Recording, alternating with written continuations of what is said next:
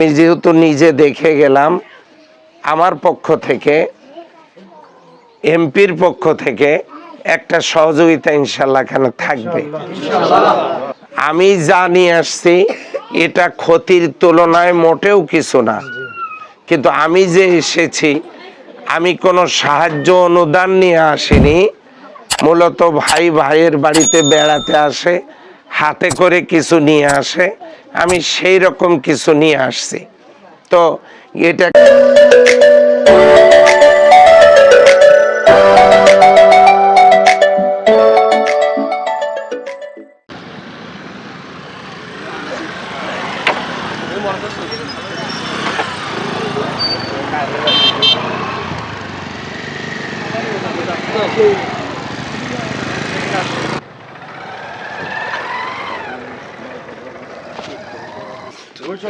সবাই থাকবে ভাই।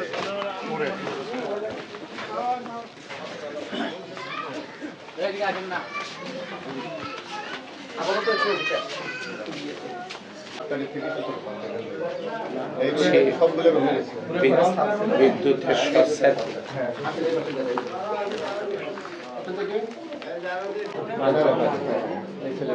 আগুনের উৎপত্তি, বিদ্যুতের সচ্ছেদ।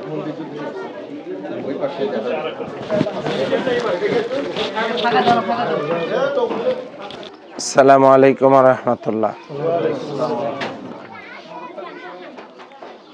আজ আমরা এখানে এসেছি মূলত কোনো আনন্দের জন্য নয়। একটা মানুষের সারা জীবনের সাধনা দিয়ে গড়ে তোলা একটা সংসার, একটা বাড়ি, সেই বাড়ির আসবাবপত্র যখন আগুনে পুড়ে ছারখার হয়ে গেছে, আমরা সেই বাড়িটাতে এসেছি আমরা তাদের দুঃখের সাথী হতে। যেদিন এই ঘটনাটা ঘটে তাৎক্ষণিকভাবে আমাদের কিছু ভাইকে আমরা দায়িত্ব দিয়েছিলাম তারা যেন ক্ষতিগ্রস্তদের পাশে দাঁড়ায়। বাংলাদেশ জামাত ইসলামের কিছু নেতৃবৃন্দ তাৎক্ষণিকভাবে এখানে এসেছিলেন, আসছিলেন কিনা বলেন? আসছিলেন, যতটুকু করবার চেষ্টা করেছেন, কিন্তু এইটা ক্ষতির তুলনায় মোটেও কোনো বড় কোনো বিষয় নয়।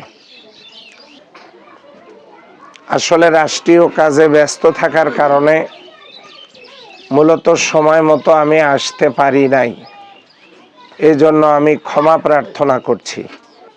ক্ষতিগ্রস্ত বাড়ির যিনি মালিক আমাদের মোক্তার ভাই, সেই মোক্তার ভাইকে অনুরোধ করব আমাদের দায়িত্বশীলেরা সহযোগিতা করবেন, ক্ষয়ক্ষতির পরিমাণটা উল্লেখ করা, দরখাস্ত করা, এনআইডি কার্ডের ফটোকপি, বাড়িওয়ালার ছবি, 2 কপি ছবি, ফায়ার সার্ভিসের রিপোর্ট, এটা একখানে করে ফটোকপি করবেন।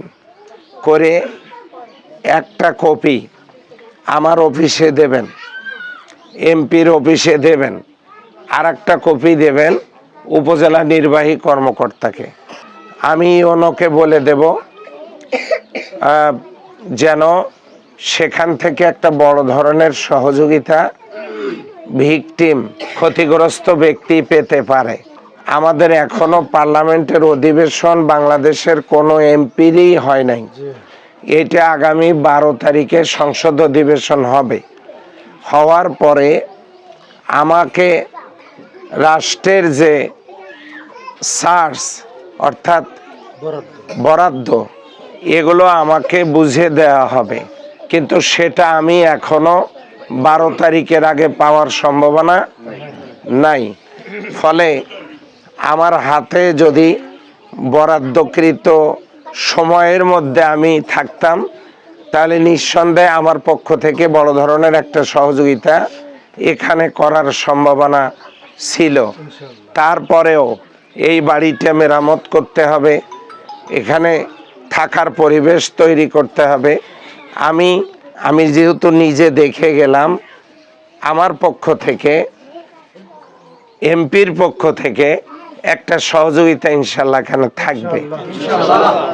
আমি যা নিয়ে আসছি এটা ক্ষতির তুলনায় মোটেও কিছু না, কিন্তু আমি যে এসেছি আমি কোনো সাহায্য অনুদান নিয়ে আসিনি।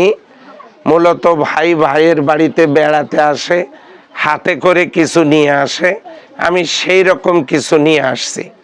তো এটাকে আপনারা দান বা অনুদান মনে করবেন না। এটা ভাই ভাইয়ের বাড়িতে আসলে, ভাইয়ের দুঃখ কষ্ট সুখে দেখতে আসলে যা হয়, আমি সেইটুকু হয়তো নিয়ে এসেছি।